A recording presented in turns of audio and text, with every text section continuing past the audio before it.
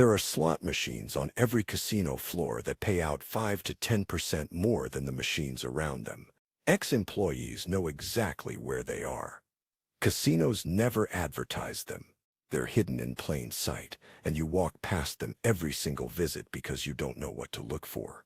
Here are 9 insider secrets from casino employees about which machines actually give you the best odds, and why casinos do everything possible to keep you away from them.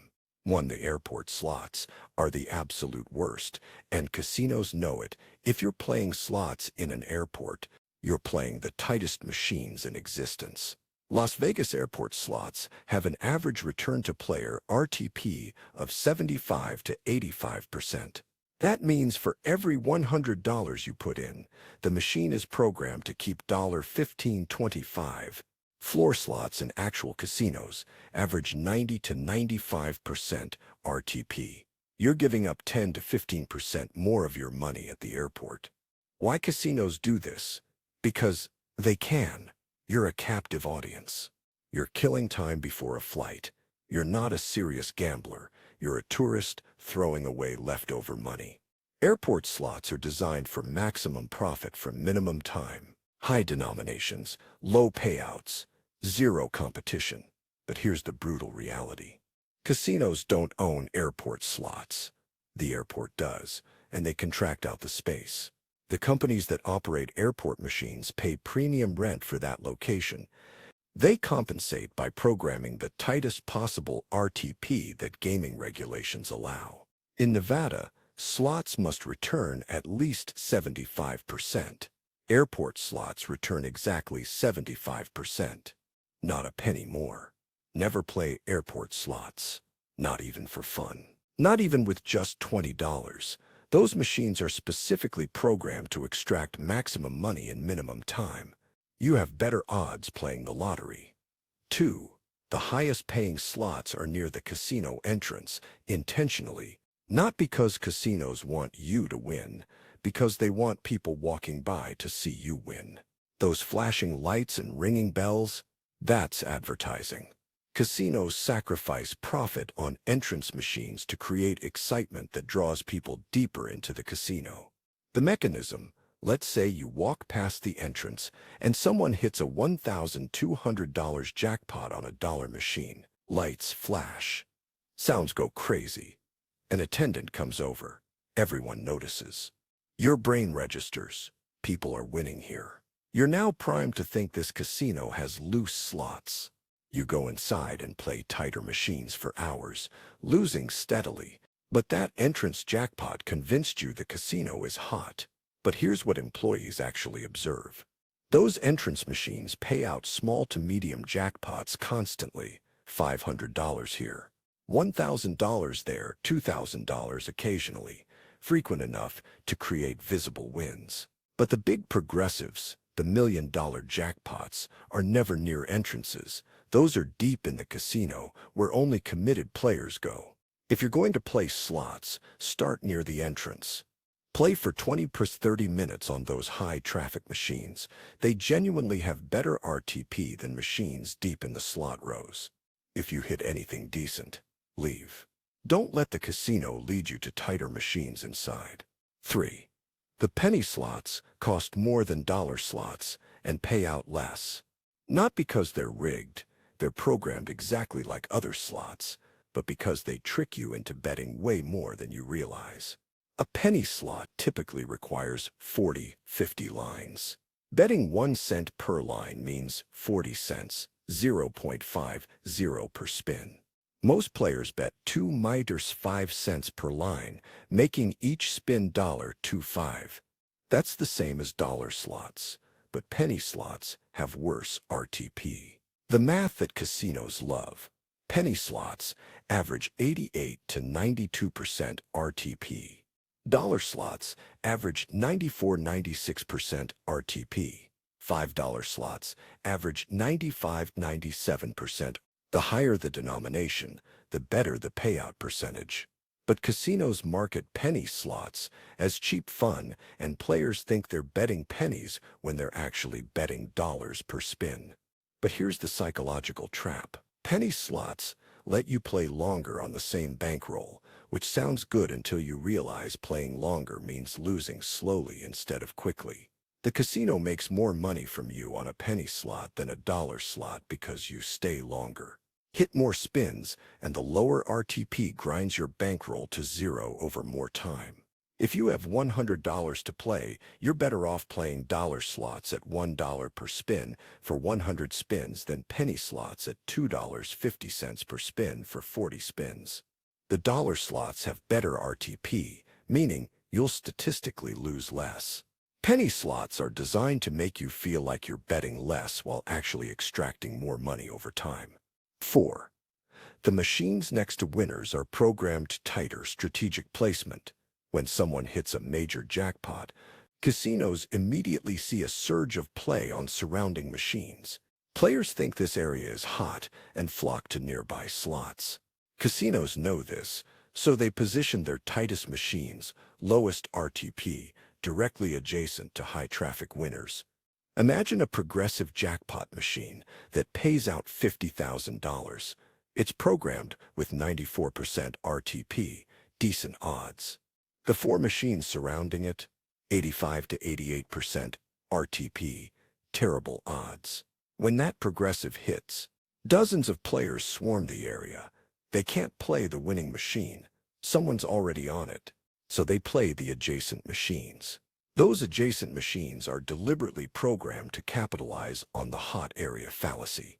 But here's what players don't understand. Slot machines are independent. One machine hitting a jackpot doesn't make surrounding machines more likely to hit.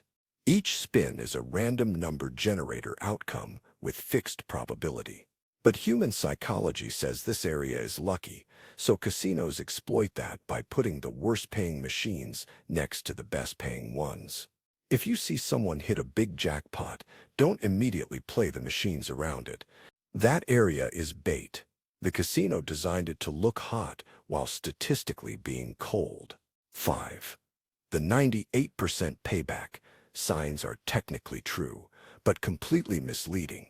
You see huge signs, 98% payback, or up to 99% RTP. This is legally true. One machine, usually a $25 or $100 denomination, has 98 to 99% payback. Every other machine in that section has 85 to 92% payback. The sign isn't lying, it's just massively misleading. Gaming regulations require truth in advertising. If a casino advertises 98% payback, at least one machine must have 98% payback. It doesn't have to be all machines. It doesn't have to be most machines. It can be a single $100 slot that nobody plays because $100 per spin is insane for recreational players. But here's the genius of the scam. The 98% machine is technically available. If you ask a floor attendant which machine has 98% payback, they're legally required to tell you, but 99.9% of players don't ask. They see the sign, assume all the machines in that area have high payback, and play 88% RTP machines, thinking they're playing 98% RTP. If you see a 98% payback sign, ask the floor attendant which specific machine has that RTP. They'll point to one machine, usually a high denomination one. That's the only honest machine in the entire section. Everything else is standard casino odds. Video poker machines have the best odds, but casinos hide them. Video poker, not slots, offers the best odds in the entire casino if you play perfect strategy. Full-pay jacks or better video poker has 99.54% RTP. That means over thousands of hands, you lose 46 cents per $100 wagered.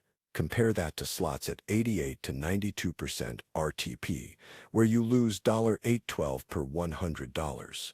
Video poker is mathematically 20 times better.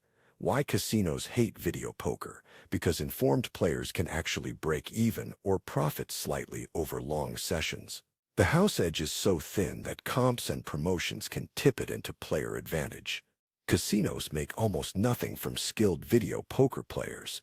They make fortunes from slot players. So here's what casinos do. Video poker machines are placed in terrible locations, back corners, near bathrooms, away from high traffic. Meanwhile, flashy slots with terrible odds are front and center with surround sound and giant screens. Casinos want you playing slots.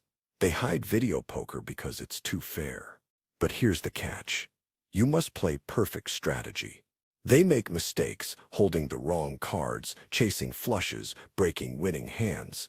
These mistakes drop the RTP from 99.54% to 95 to 97%, which is still better than slots, but nowhere near optimal. If you're going to play video poker, study basic strategy first.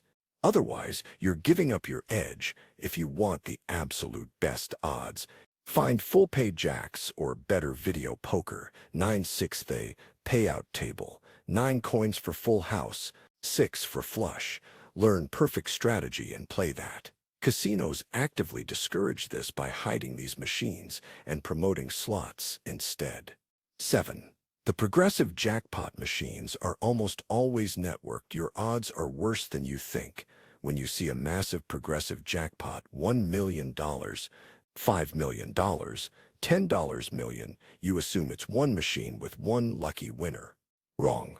That jackpot is shared across hundreds or thousands of machines in multiple casinos across the state or country. Your odds of hitting it are astronomically worse than they appear. Take Megabucks, the famous multi-million-dollar progressive. It's networked across every major Nevada casino. There are approximately 750 Megabucks machines. The progressive starts at $10 million.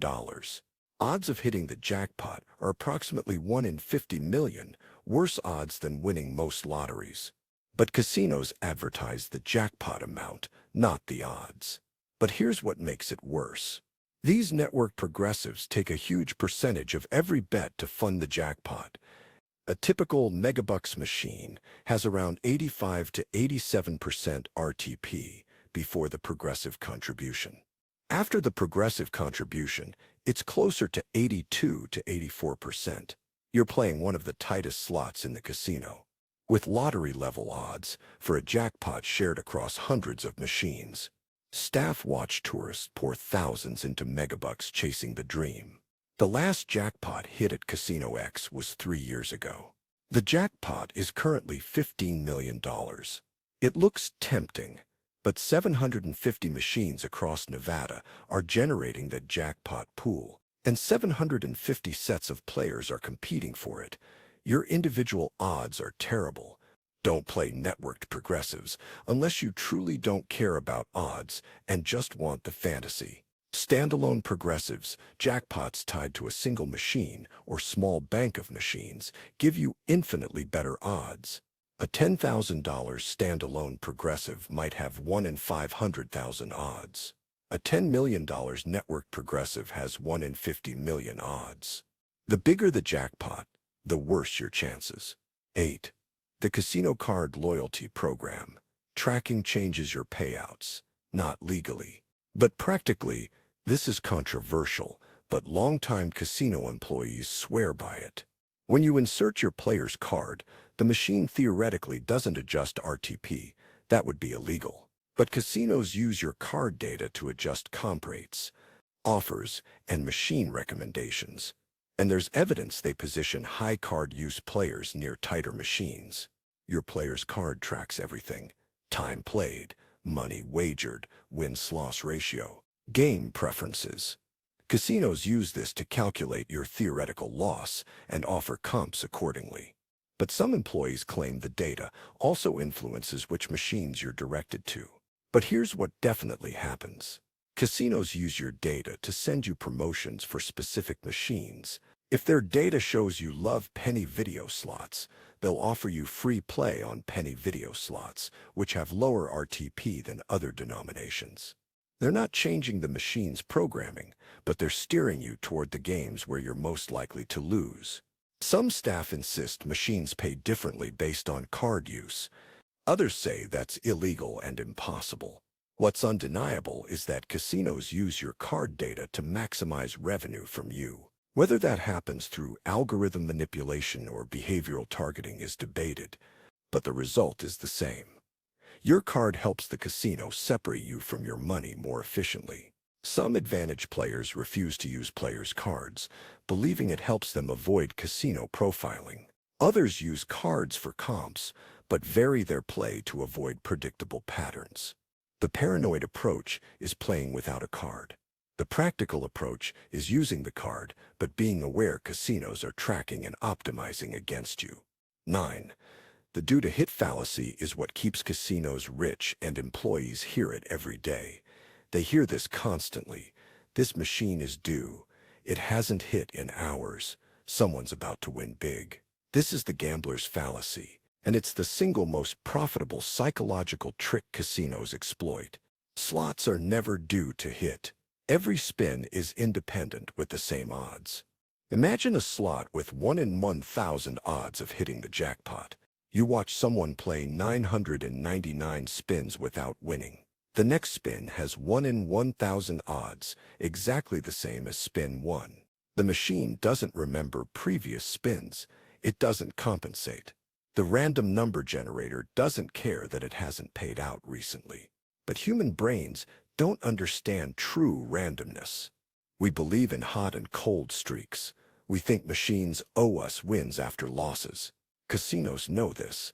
They design machines to hit small wins frequently enough to maintain hope while keeping the overall RTP mathematically locked at 88 to 92%. But here's what actually happens. Then hit twice in 1 hour. Pure randomness. Or it can pay out 4 times in 1 day. Then go dry for a month. Also pure randomness. The RTP is calculated over hundreds of thousands of spins, not over your 2-hour session. Short-term results are wildly variable. Long-term results always favor the house. Floor staff.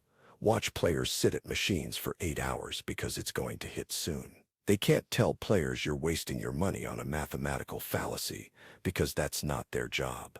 So they watch people lose thousands chasing a pattern that doesn't exist.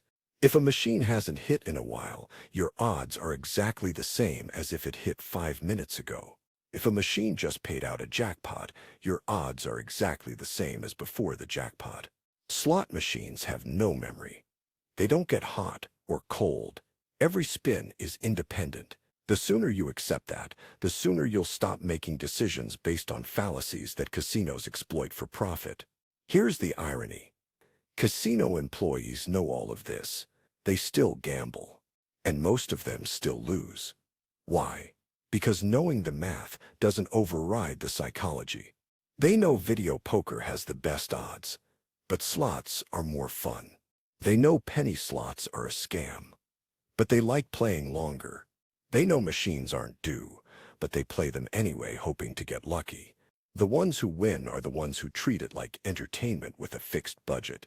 They play the highest RTP games available. They take advantage of promotions and comps. They quit when they're up. They don't chase losses, and most importantly, they never expect to win. They expect to lose, and any win is a bonus. But the vast majority of casino employees who gamble lose long-term. Not because they don't know the secrets, because knowing the secrets isn't enough to overcome the fundamental mathematical reality. The real secret casinos don't advertise. Every single game is designed so the casino wins long-term. The machines near the entrance have better odds than the machines in the back. Video poker has better odds than slots. Higher denominations have better RTP than lower denominations. But all of them, every single one, is programmed to extract more money than it pays out. The slots casinos don't advertise aren't hidden because they want to protect you. They're hidden because they're slightly less profitable than the ones they do advertise. You're still losing. You're just losing slower. That's what ex-casino employees actually know. There are better and worse ways to gamble, but the house always wins. The only question is how much they take and how long it takes them to get it.